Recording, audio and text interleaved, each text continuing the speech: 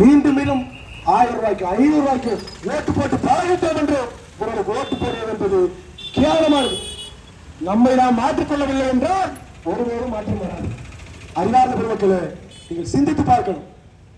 கால் சும்மா சும்மா மேடையா கேட்டாங்க, பள்ளிவாசலாக திமுக ஓட்டு போடுங்க, திமுக ஓட்டு போடுங்க. எங்க போச்சு?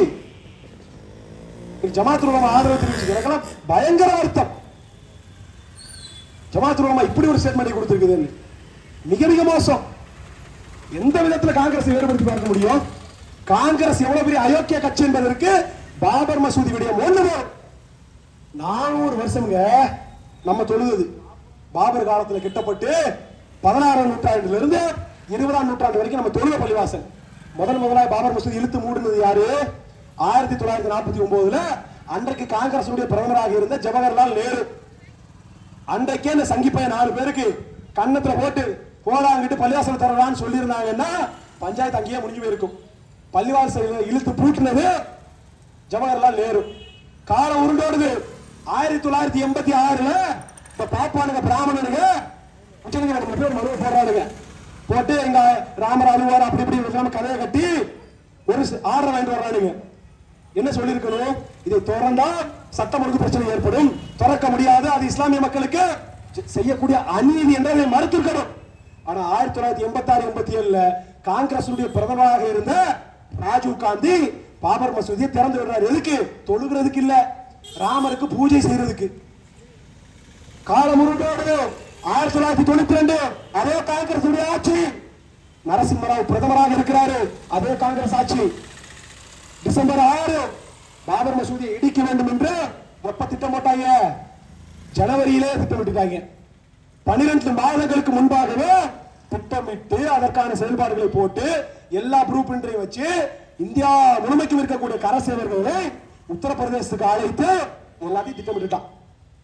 இவன் இப்படி திட்டமிடுகிறான், பாபர் மசூதியை இடிக்க போகிறான் என்று இந்தியாவுடைய உளவுத்துறைக்கு தெரியும், ராணுவத்திற்கு தெரியும், ஐபிக்கு தெரியும், சிபிஐக்கு தெரியும், நரசிம்மராவுக்கும் தெரியும், காங்கிரஸ் அத்தனை அமைச்சர்களுக்கும் தெரியும். எப்போ? ஜனவரியிலேயே. தடுத்திருக்க முடியுமா? முடியாதா? ராணுவத்தை வச்சிருக்கிற, போலீஸை வச்சிருக்கிற, சிஆர்பிஎஃப் வச்சிருக்கிற, துணை ராணுவத்தை வச்சிருக்கிற, உளவுத்துறையை வச்சிருக்கிற, எல்லாத்தையும் வைத்து விட்ட பிறகு கூட எப்படிங்க இடிச்சா? ராக்கெட் போட்டு இடிச்சானா? கடப்பாறையும் சுத்திலையும் வச்சு இடிச்சான். ஒரு நாள் முன்னைக்கு இடிச்சான். தடுக்காமல் வேடிக்கை பார்த்தது அன்றைய காங்கிரஸ் நரசிம்மராவ். இவரை நம்பி அழைத்துப்பட முடியும்? அப்ப பாபர் மசூதி இழுத்து போட்டவன் காங்கிரஸ், அதுக்கு ராமர் கோயில் பூஜை செய்ய கொடுத்தவன் காங்கிரஸ், இடிக்க அனுமதிச்சவன் காங்கிரஸ். அதுக்கப்புறம் கெட்டி தருவேன்னு நரசிம்மராவ் பேட்டி கொடுத்தாரு. பாபர் மசூதி கட்டி கொடுத்தாரா? சரி, இப்ப கேட்கிறேன், ராமர் கோயில் கட்டிட்டாங்க, கட்டினது பிஜேபி அஜெண்டா கட்டிட்டாங்க. ராகுல் காந்தியினுடைய ஸ்டேட்மெண்ட் என்ன? ராகுல் காந்தியினுடைய அருமை தங்கை பிரியங்கா காந்தியினுடைய ஸ்டேட்மெண்ட் என்ன? ராமர் கோயில் கட்டியது குறித்து அடிக்கல் நாட்டாங்களே, எடுத்து அனுப்புற வாட்ஸ்அப்ல பாருங்க. என்ன சொன்னார் ராகுல் காந்தி? இந்த ராமர் கோயில் கட்டுவது என்பது இந்தியாவினுடைய பண்பாடு நாகரீகம் சார்ந்தது என்று யார் சொன்னார்? அமித்ஷா மோடி அல்ல, ராகுல் காந்தி சொன்னார். இவரை நம்பியா ஓட்டு போட போறீங்க? மோடி சங்கி, அமித்ஷா சங்கி, அதே மாதிரி ஒரு சாஃப்ட் சங்கி இந்த ராகுல் காந்தி. இவர்கள் செய்த துரோகம் அத்தனையும் பட்டியலிட்டால் காங்கிரசுக்கு இருக்கும் எந்த வேறுபாடும் கிடையாது. நான் மீண்டும் மீண்டும் சொல்றேன், உண்மையிலேயே பிஜேபி எதிர்க்கக்கூடிய கட்சினா அது நாம் தமிழர் கட்சி மட்டும்தான். அதன் வெளிப்பாடாகத்தான் சின்னத்தை ஏங்க பறிக்கணும்? சாதாரண ஒரு கட்சி 7% வாங்கக்கூடிய ஒரு கட்சி எதுக்காக சின்னத்தை பறிக்கணும்? எதுக்காக இவ்வளவு அடக்குமுறைக்கு உள்ளாக்கணும்?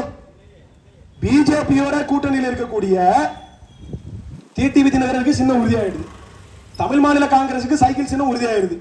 எங்ககிட்டயே சமரசம் பேசி தொலைஞ்சாங்கல, நாங்க போகலையே, நான் சின்னத்தை உனக்கு தந்துடுறேன், என்ன காசு கேட்கிற கொடுத்துறேன், இதை கூட கூட்டணிக்குவாங்க. யாரு? பிஜேபி பேசினாங்க, அதிமுக பேசினாங்க, திமுக எல்லாரும் பேசுறாங்க.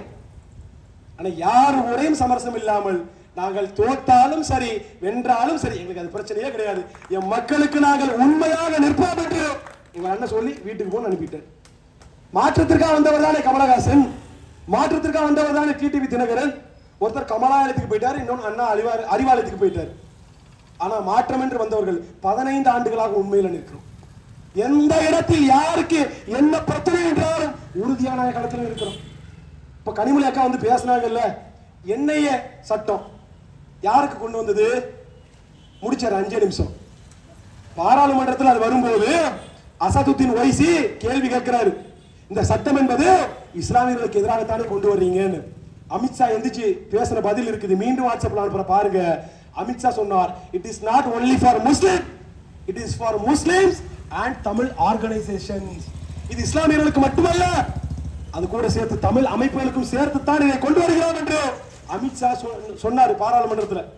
இப்படி சொன்னதற்கு பிறகாகவும் கூட என்ஐஏ சட்டத்தை எதிர்த்து பேசிவிட்டு ஆதரவாக வாக்களித்தவர்கள் திமுக. வாக்களிச்சாங்களா கனிமொழி? வாக்களிச்சாங்களா இல்லையா? திமுக 39 பாராளுமன்ற உறுப்பினர்கள் பதில் சொல்லணும். எடுத்து போடுற வாட்ஸ்அப்ல கேள்வி கேளுங்க. அப்ப என்ன பேசுற நீ? என்னைக்கு ஆதரவா வாக்களிச்ச, முத்தலாக் சட்டம் கொண்டு வந்தான், எதிர்த்து வாக்களிச்சியா? வெளிநடப்பு செஞ்ச, எவ்வளவு துரோகம் நீ செஞ்சது? அப்போ காலங்காலமாக இவர்கள் நம்மளை ஏமாத்திட்டு இருக்கிறாங்க. பிஜேபி வளர்வதற்கு, வேறு பரப்புவதற்கு அத்தனைக்கும் அடித்தளமிட்டு கொடுத்த ரெண்டே கட்சிகள் திமுக, அதிமுக. 98 இருந்து தொடங்கி ஜெயலலிதா கருணாநிதி மாறி மாறி கூட்டணி வச்சு பிஜேபியை வளர்த்து விட்டவர்கள் இவர்கள். தமிழ்நாட்டினுடைய சட்டமன்றத்திற்குள்ளாக 4 பிஜேபி உறுப்பினர்கள். முதல்ல உள்ள போனது யாரு? யார் ஆட்சி காலத்துல யார் கூட கொண்டு போனா? 2001 கருணாநிதி வச்சு கொண்டு போனாரு. அதுக்கு முன்பாக ஜெயலலிதா வச்சு, இப்படி மாறி மாறி இவங்க தானே கொண்டு போனாங்க. இப்ப இவர்களை நம்பி களத்தில் நிற்பது மிக மோசமானது. மீண்டும் வேண்டாம் ஒரு வாய்ப்பு எடுத்துக்கோங்க. எந்த நல்லதையும் இவர்கள் செய்ய மாட்டார்கள். மாற்றத்துக்கு இருக்கக்கூடிய ஒற்றை வாய்ப்பு உங்கள் பிள்ளைகள் நாங்கள் இருக்கக்கூடிய நாம் தமிழர் கட்சி மட்டும்தான். நான் சத்தியமிட்டு சொல்கிறேன், இந்த 15 ஆண்டுகள் அல்ல, 25 ஆண்டுகளை கடந்தாலும் எத்தனை நாட்கள் ஆனாலும் நாம வெல்றோம் தோக்குறோம் அது இல்லை. நாங்கள் எங்க கோட்பாடுல, கொள்கையில நாங்கள் சமரசமற்று நிற்கிற வரை எங்களுக்கு வெற்றி தான். அதுல நாங்கள் உறுதியாக இருக்கிறோம். அப்ப இந்த நாடாளுமன்ற தேர்தலில் நமக்கு இருக்கக்கூடிய ஒற்றை வாய்ப்பு நாம் தமிழர் கட்சி. நாம் தமிழர் கட்சியினுடைய இந்த தூத்துக்குடி நாடாளுமன்ற வேட்பாளராக இருக்கக்கூடிய எங்கள் அக்கா மருத்துவர் ரவீனா ரூஜான் அவர்களுக்கு ஒளிவாங்கி சின்னத்தில் நீங்கள் வாக்களித்து அவரை உங்களுக்கு சேவையாற்ற வாய்ப்பளிக்கணும். இத்தனை வருஷம் கனிமொழி கொடுத்துட்டீங்க. இந்த டிசிடபிள்யூக்கு எதிராக, ஸ்டெர்லைட்டுக்கு எதிராக ஏதாவது ஒரு வார்த்தை கனிமொழி பேசுறது காமிங்க பாராளுமன்றத்தில். நாங்கள் சொல்லுகிறோம், நாங்கள் எங்கள் அக்கா பாராளுமன்ற உறுப்பினராக தேர்ந்தெடுக்கப்பட்டால் முதல் குரல் பாராளுமன்றத்தில் டிசிடபிள்யூக்கும் ஸ்டெர்லைட்டுக்கும் எதிராக இருக்கும் என்கிற சத்திய வாக்குறுதியை கொடுத்து என்னுடைய உரையை முடிக்கிறேன். நன்றி. நாம் தமிழர்.